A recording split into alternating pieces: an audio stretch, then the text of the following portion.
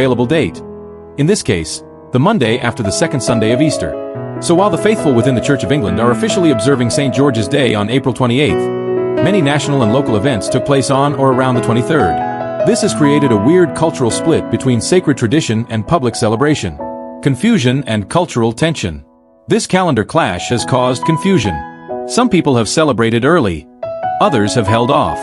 London, for example, hosted its official St. George's Day celebration on Sunday, April 21st. And for the first time ever, Prime Minister Rishi Sunak personally hosted a St. George's Day reception at 10 Downing Street on April 22nd, 2 days before the official church date. The guest list included sports stars like Dame Sarah Story, media personalities like Ross Kemp, and military veterans, all gathered to honor what the Prime Minister called the values that make England great.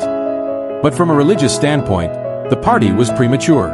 This begs the question: is St. George's Day becoming more about English identity and less about Christian observance? Who was St. George anyway? St. George, England's patron saint, wasn't English. He was a Roman soldier of Greek origin, born in what's now modern-day Turkey. According to legend, he slayed a dragon to save a princess, a myth that became symbolic of bravery, sacrifice, and the triumph of good over evil. But the historical St. George was executed around AD 303 for refusing to recant his Christian beliefs during the reign of Emperor Diocletian.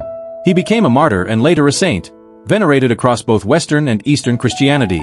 In England, his popularity grew in the Middle Ages, especially after King Edward III made him the patron saint of the Order of the Garter in 1348.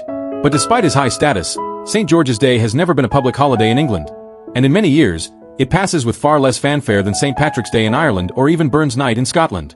A reflection of modern England?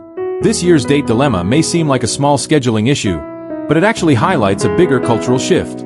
England is a country with deep Christian roots, but it's also a modern secular nation.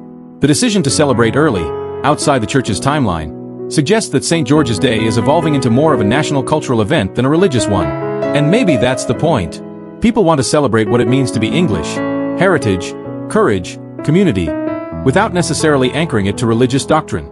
For many, the church's decision to delay feels out of step with public sentiment. Others argue that the church is simply following its rules and should be respected for doing so.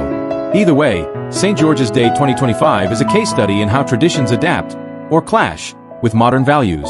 Final thoughts. So, whether you raised a pint on April 23rd or are waiting to light a candle on April 28th, one thing's clear.